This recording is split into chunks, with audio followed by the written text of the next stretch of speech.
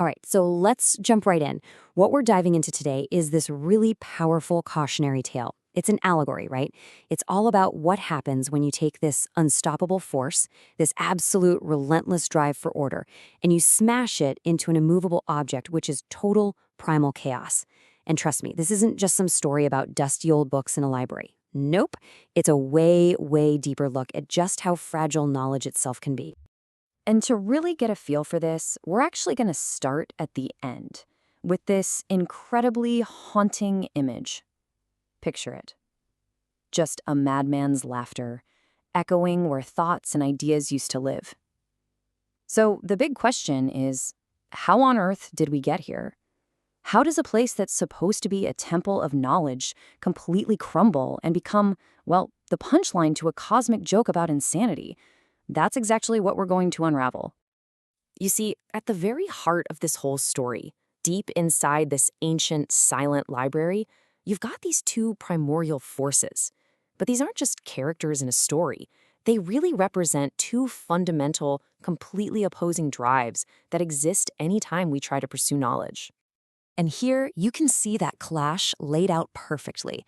I mean, it's a total dichotomy. On one hand, you've got the spirit of infinite order. Its whole deal, ultimate control. It wants to meticulously catalog every single scroll, every whisper of truth, to build a world that is perfectly, totally predictable. Then you've got the other side, the spirit of primal discord.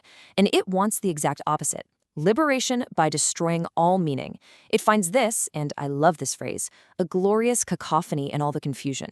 So yeah, one is building this perfect prison of logic, while the other is just unleashing this wild, joyful anarchy of pure nonsense. So what do you think happens when you take these two absolute opposites and you just force them together? Well, you don't get some kind of nice balance, you get an implosion. And that's the real inciting incident of our story, this forced, totally unnatural merger.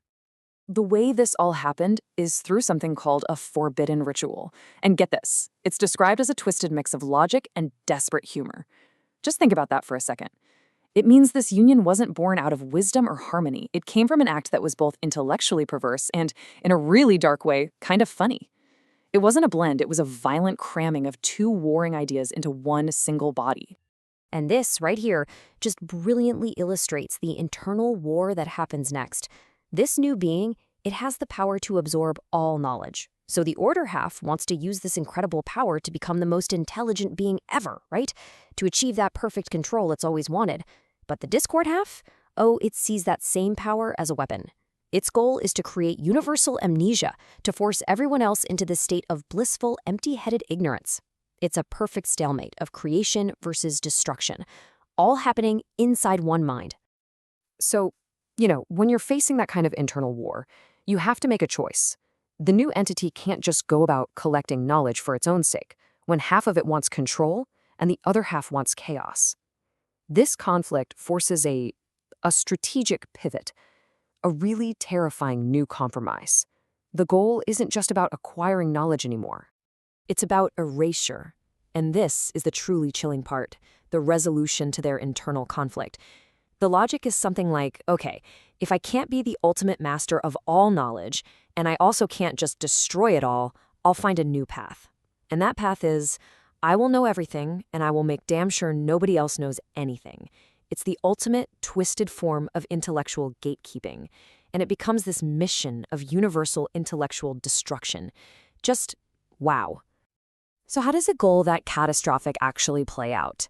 Well, this quest for total erasure, it isn't just some single dramatic event. No, it's a methodical, systematic process. Think of it like a slow, creeping rot that just dismantles the very foundations of thought itself. This decay happens in 5 pretty distinct phases. It starts with the content, the books themselves, pages just mysteriously turn blank. Then it moves on and infects the minds that held that knowledge, leaving brilliant scholars as basically empty vessels. From there, it causes the loss of essential skills. I mean, people literally forget how to read. Then the physical structure, the library's ordered shelves, just collapses into chaos. And finally, the quiet of the library, the silence of study, is replaced by the incoherent babbling of minds that have completely lost their grip on meaning. This quote really drives home the human cost, doesn't it?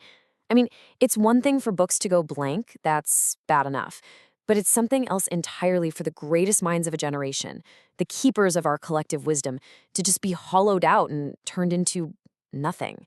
Empty vessels. The libraries inside our own minds are the first things to get ransacked. And maybe, just maybe, this is the most terrifying phase of all, the loss of the tool itself.